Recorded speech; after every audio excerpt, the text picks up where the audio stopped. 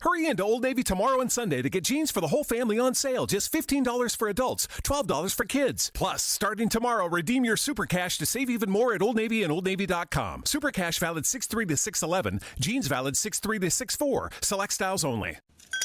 Now, the 3 Martini Lunch with Greg Corombos and Jim Garrity. And welcome, everyone, to the Thursday edition of the 3 Martini Lunch. Along with Jim Garrity of National Review, I'm Greg Corombos of Radio America. We have good, bad, and crazy martinis for conservatives today, and they're all brought to you today by ZipRecruiter. Right now, listeners to 3 Martini Lunch can post jobs on ZipRecruiter for free at ZipRecruiter.com/free trial. More on them a little bit later in the podcast. Jim, let's start with our good martini. And the good martini really is one that we could have mentioned pretty much every day since November 9th, and that's that Hillary Clinton is not, I repeat, not President of the United States. She has given us ample ammunition since then to back up that belief.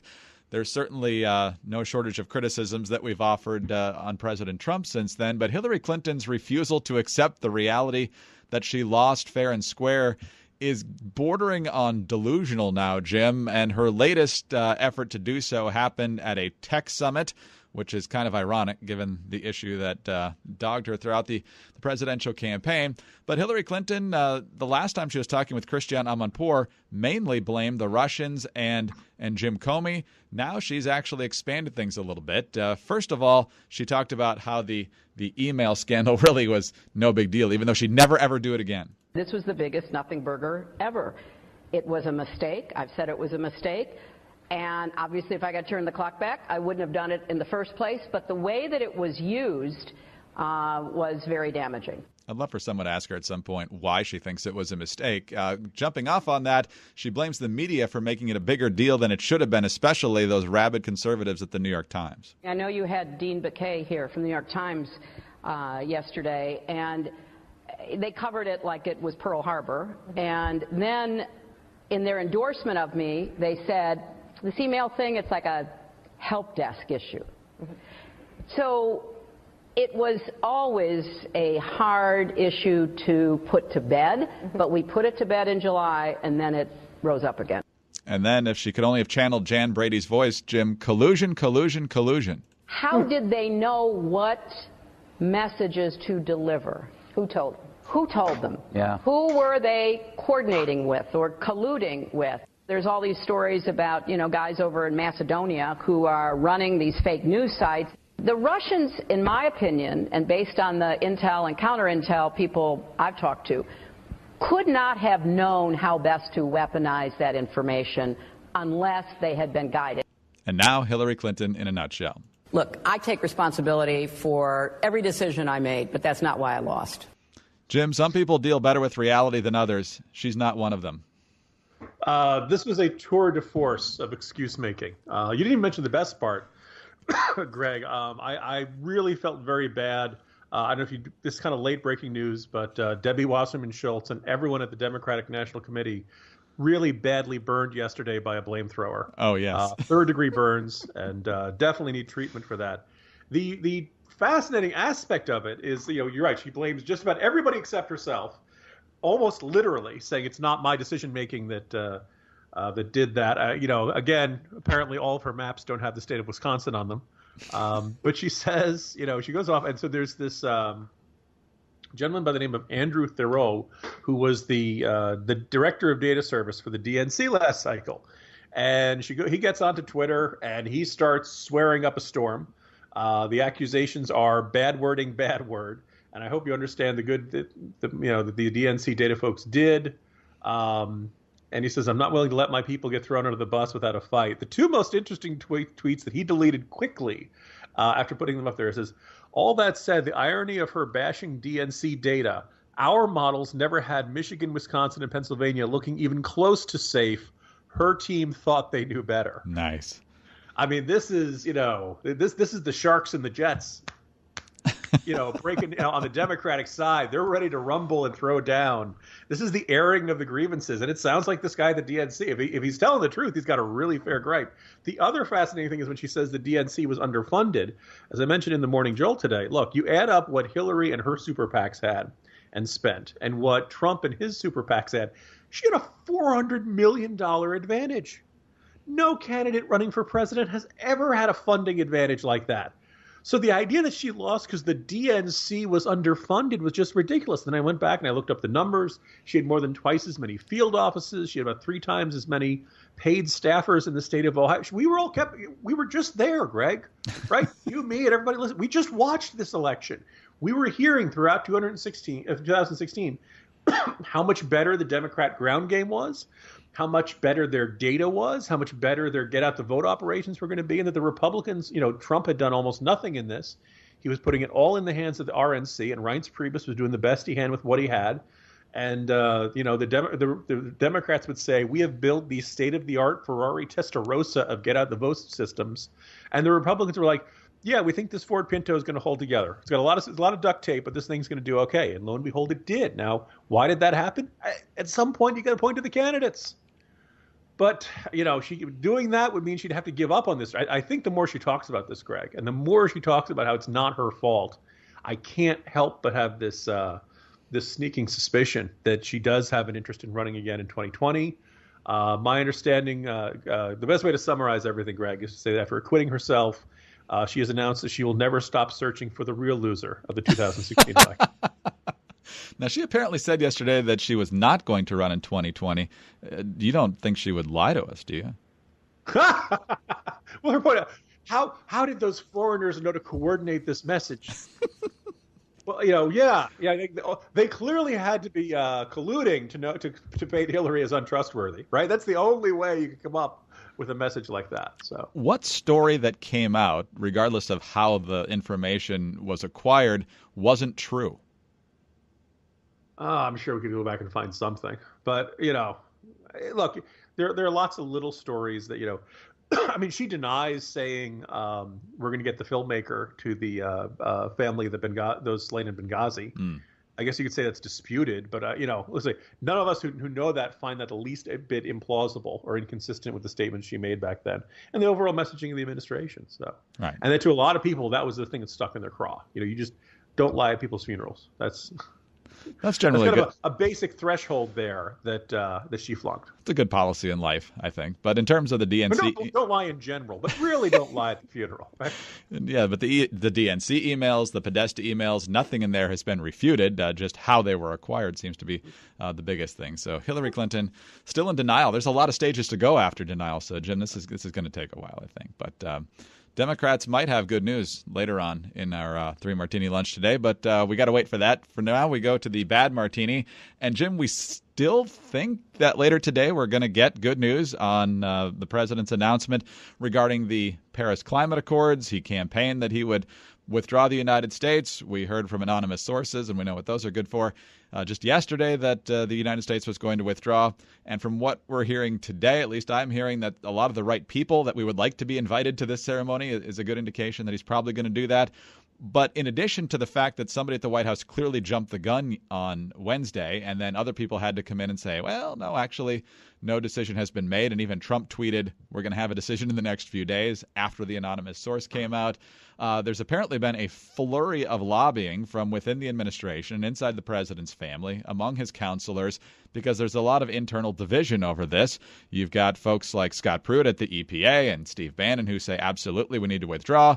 Then you've got folks like Ivanka and Rex Tillerson, the Secretary of State, who say it's better if we stay. So I don't know if we're going to get some sort of nuanced decision today, Jim, but the bigger issue here with the bad Martini is we've got this just seeming chaos going on behind the scenes leading up to a decision that shouldn't be waiting till the 11th hour.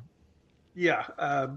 Greg, I'm going to make one point before I start whacking the administration around. And I'll say, look, you could say there's a difficult decision here. You could say that, look, if every other country signed on to the treaty, knowing there was no enforcement mechanism, and basically, decided to sign it with great fanfare and then kind of forget to enforce it and just break their promises, then maybe that might be the easiest course of action for us. That if we don't actually have to do it, then you could probably say from the White House perspective, maybe it's easier to not formally withdraw and just ignore it like everybody else is. And then, you still don't have the job losses. You don't have the economic impact, but nobody gives you grief for formally withdrawing. On the other hand, Trump campaigned against this.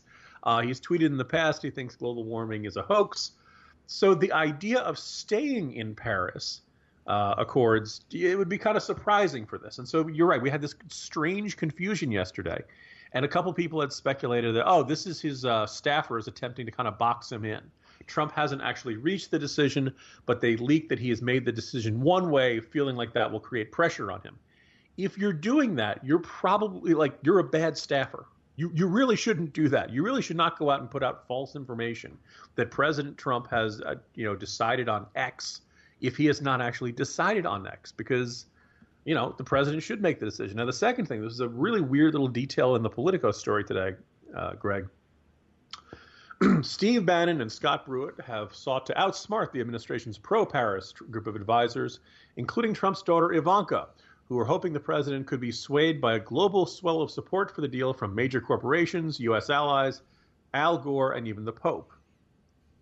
Now, Greg, I thought I thought Republicans voted for the guy so we would have a president who wouldn't be listening to Al Gore on climate change. Right. I mean, I suppose it's polite to take his phone call or something like that. But, Dennis Prager had this column earlier in this week saying, why are never Trump people still complaining about Trump, and why aren't this is the time for all conservatives to get on board? Well, look, if we've got a president whose daughter thinks that Al Gore is going to be able to persuade him on climate change treaties, you can't blame us for not trusting this guy, right? It sounds like he's going to go ahead and withdraw from the treaty, and I think a lot of conservatives will applaud that. But there is this nagging sense that Trump is most swayed by the last person who talks to him. And I'm kind of struck by the fact, Trump has to know what he thinks about climate change at this point, right? He's got to believe, he's got to know. There's this nagging feeling that, well, if Tillerson tells him one thing and Pruitt or Bannon tell him another, and they're diametrically opposed, we out here in the hinterlands, we the American people, don't really know which decision he's going to make, and that's not really a reassuring state of things for conservatives. That deep down, there's a possibility. We're taping this a little bit before noon on Thursday. The ceremony's at 3. As far as we know, he's going to withdraw, but we're not 100% sure. And that's just, the markets hate uncertainty. I think Americans hate uncertainty. If you campaigned on doing X, then you really shouldn't do Y unless you've got a really good reason. And so it looks like we're going to dodge a bullet on this one. But I'm just, again, there's this nagging feeling of how this White House makes its decisions. And the sense that one of these days, Ivanka and Jared or Gary Cohn or one of these other guys is going to win over Trump's ear. And we're going to end up with a much more leftward policy than we expected. Because he listened to them and not because of the more right-of-center advisors. As we speak, Jim, CNN has on their Chiron, Trump may add language to satisfy critics over Paris deal. He's still expected to withdraw. But when it says Trump may or Trump considering, it's a done deal. There's no way he won't do it now. Yeah. Weren't we supposed to withdraw from NAFTA by now? You know what we've learned today, Jim? There's a lot of people in this town who need ZipRecruiter because Trump has some advisors around him that are perhaps steering him away from the instincts that helped him win the presidency. And over on the Democratic side, either everyone but Hillary Clinton needs to be fired or the DNC needs to use ZipRecruiter to find a better candidate. So the question is now, are you hiring? Do you know where to post your job to find the best candidates? With ZipRecruiter, you can post your job to 100-plus job sites with just one click. Then, ZipRecruiter's powerful technology efficiently matches the right people to your job better than anyone else. That's why ZipRecruiter is different. Unlike other job sites, ZipRecruiter doesn't depend on candidates finding you, it finds them. In fact, more than 80% of jobs posted on ZipRecruiter get a qualified candidate in just 24 hours. No more juggling emails or calls to your office. You can simply screen, rate, and manage candidates all in one place with ZipRecruiter's easy-to-use dashboard. So find out today why ZipRecruiter has been used by businesses of all sizes. This isn't just for the big corporations. We're talking big, medium, and even the small mom-and-pop shop. Use ZipRecruiter to find the most qualified job candidates with immediate results. And right now, listeners to 3 Martini Lunch can post jobs on ZipRecruiter for free. That's right, free. Just go to ZipRecruiter.com/free trial. That's ZipRecruiter.com/free trial. One more time, to try it for free, Go to ZipRecruiter.com/free trial. All right, Jim, we've talked about how the Democrats have clearly not gotten over 2016, and so naturally we're going to talk about 2020 now. We already have a number of names out there potentially on the Democratic side. You've got Terry McAuliffe, Elizabeth Warren, Cory Booker seems to be positioning himself for a possible run, and now a familiar name is being rumored again. This time, Joe Biden. This is from Hot Air, Ed Morrissey, with a little help from the Washington Post. Joe Biden may not run for public office again, but if not, the former vice president certainly knows how to give a great impression of a candidate.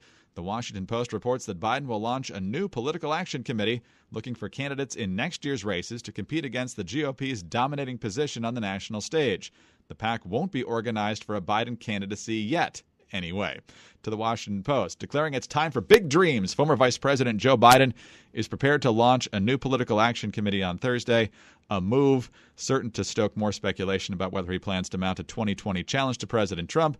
The new PAC, dubbed American Possibilities, is being set up to help elect candidates who, like Biden, still believe in a nation of ordinary people doing extraordinary things. Nice, good, encouraging boilerplate language there. So, Jim, Joe Biden, I believe, would be 78, roughly, on Election Day 2020. Trump, of course, would be roughly 74, so it's not exactly a young man's game if that's the matchup. Do you believe him that it's not about his own campaign, or do you think he's still itching to jump in this thing?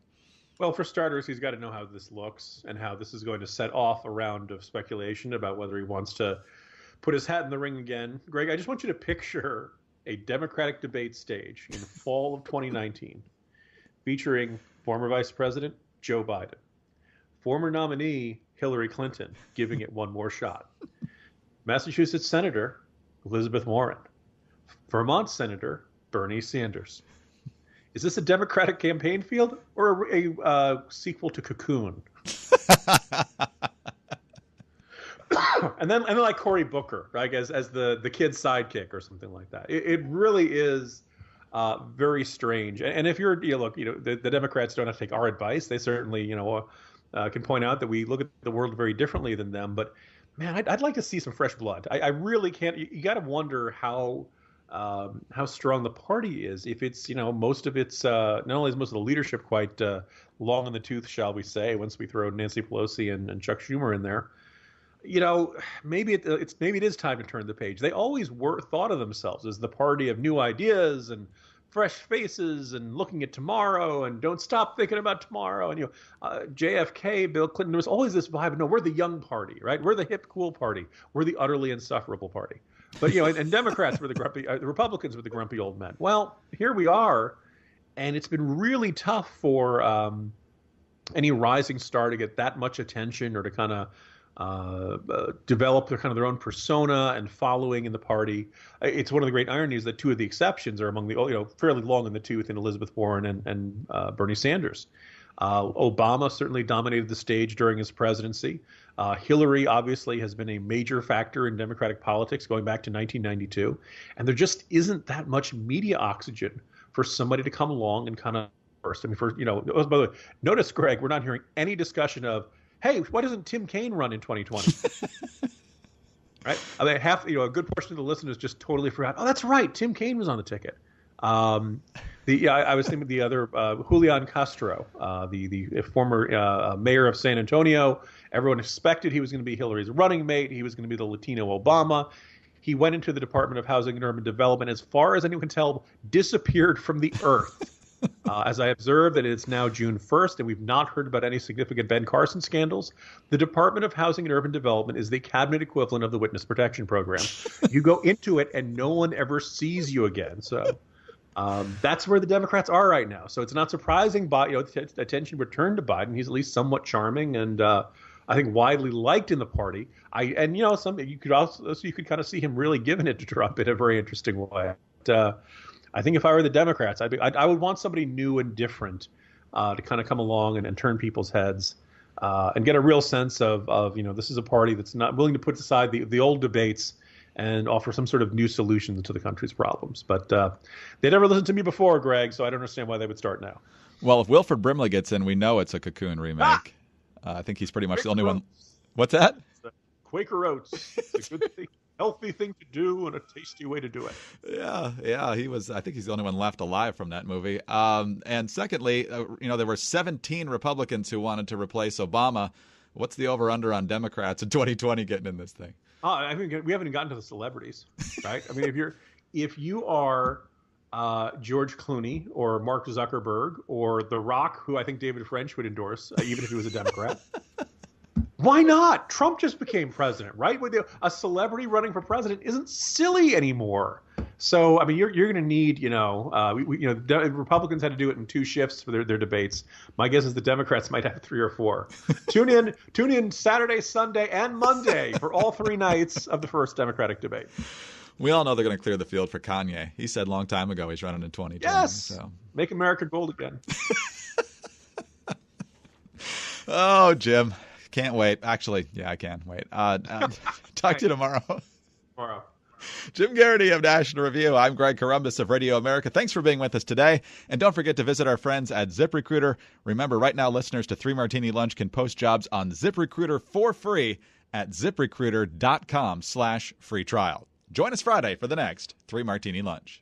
Hurry into Old Navy tomorrow and Sunday to get jeans for the whole family on sale. Just $15 for adults, $12 for kids. Plus, starting tomorrow, redeem your Super Cash to save even more at Old Navy and OldNavy.com. Super Cash valid 6/3 to 6/11. Jeans valid 6/3 to 6/4. Select styles only. Hurry into Old Navy tomorrow and Sunday to get jeans for the whole family on sale. Just $15 for adults, $12 for kids. Plus, starting tomorrow, redeem your Super Cash to save even more at Old Navy and OldNavy.com. Super Cash valid 6/3 to 6/11. Jeans valid 6/3 to 6/4. Select styles only.